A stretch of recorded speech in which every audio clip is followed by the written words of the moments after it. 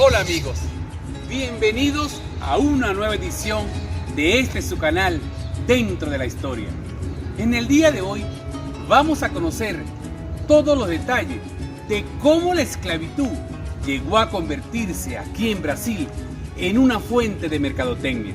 Por su canal Dentro de la Historia, con su amigo Larry La Rosa, vamos a conocer todos los detalles de la esclavitud aquí en Brasil. Por su canal Dentro de la Historia.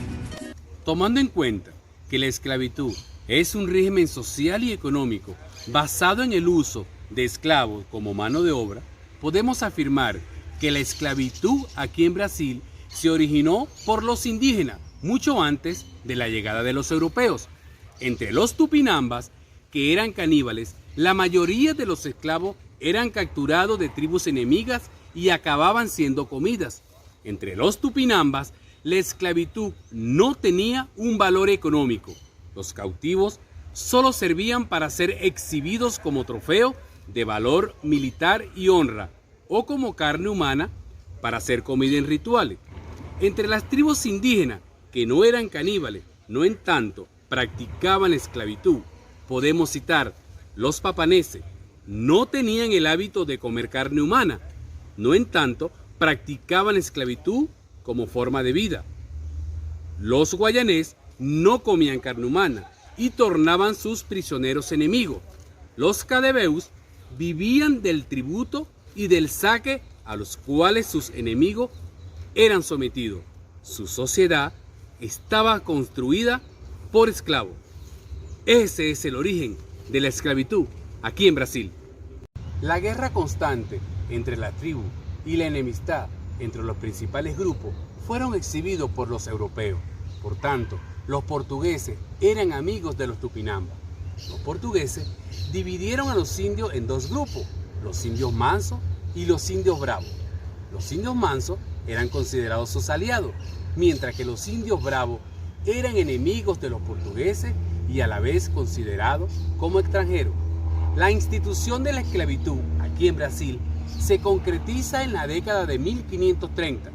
Portugal tenía para la época unos 2 millones de habitantes y no era agradable ni atractivo emigrar de Europa para acá, para el trópico, para ser un simple trabajador rural, tornándose la esclavitud en una necesidad.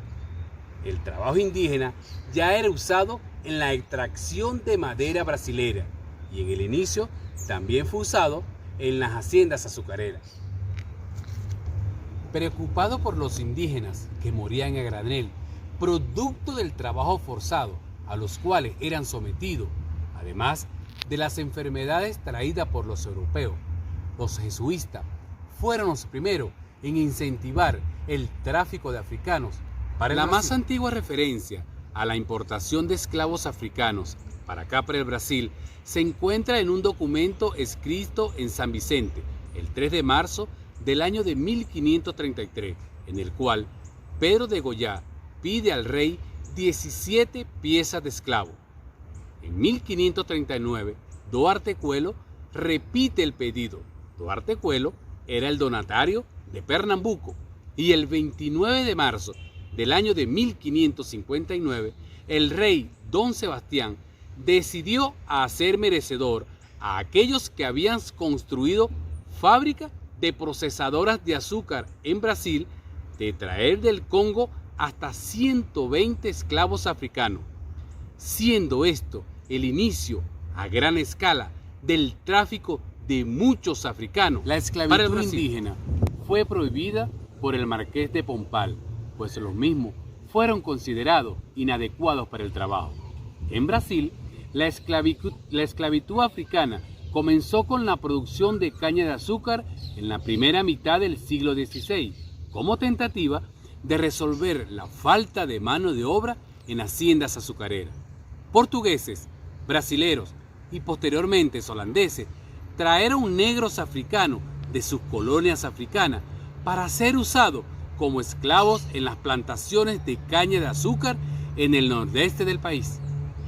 Comerciantes de esclavos vendían africanos como mercancías, adquiriéndolos de tribus africanas que lo convertían en prisioneros. El transporte era realizado desde África para el Brasil en los navíos negreiros, empilados en condiciones inhumanas. En el inicio, muchos morían antes de llegar al Brasil, siendo sus cuerpos lanzados al mar. La esclavitud llegó al Brasil por medio del mercantilismo. Los negros africanos vinieron a sustituir a los indios brasileros en la producción de caña de azúcar. Este tráfico lucraba a la corona portuguesa, pues los mismos recibieron tributos e impuestos de los traficantes hasta el año de 1850. La llegada de los europeos al continente africano solo hizo aumentar un sistema preexistente. Los reinos africanos que ya se enriquecían con la venta de sus ciudadanos o de enemigos vecinos como esclavos para los árabes. El negocio del tráfico de esclavos se muestra lucrativo, ya que eran cambiados por tabaco y cachaza, lo que es decir, aguardiente. Los esclavos eran mucho baratos en África. 18 horas de trabajo diaria, pésimas condiciones de alojamiento, aunado a la poca comida que consumían, llevaban a los esclavos africanos a no sobrevivir menos de 10 años aquí en Brasil. La gran demanda de esclavos que se estableció en las azucareras y luego en Minas Gerais transformó al Brasil en la mayor nación esclavista del continente americano. En el siglo XVII, terminado el siglo de Guinea, comienza el ciclo de Angola.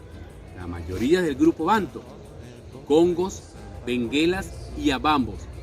A través de la Compañía de las Indias Occidentales, los holandeses ocupan la ciudad más importante en la producción azucarera del país, la ciudad de Pernambuco, en el año de 1630 hasta el año de 1654. Mauricio de Nassau, encargado gobernador de Pernambuco por los holandeses, insiste en la necesidad de esclavos en Brasil y él mismo lanza su navío sobre el mayor mercado atlántico de cautivos, Angola. Luanda, Benguela y San Tomé caen en manos de los holandeses entre agosto y noviembre del año de 1641.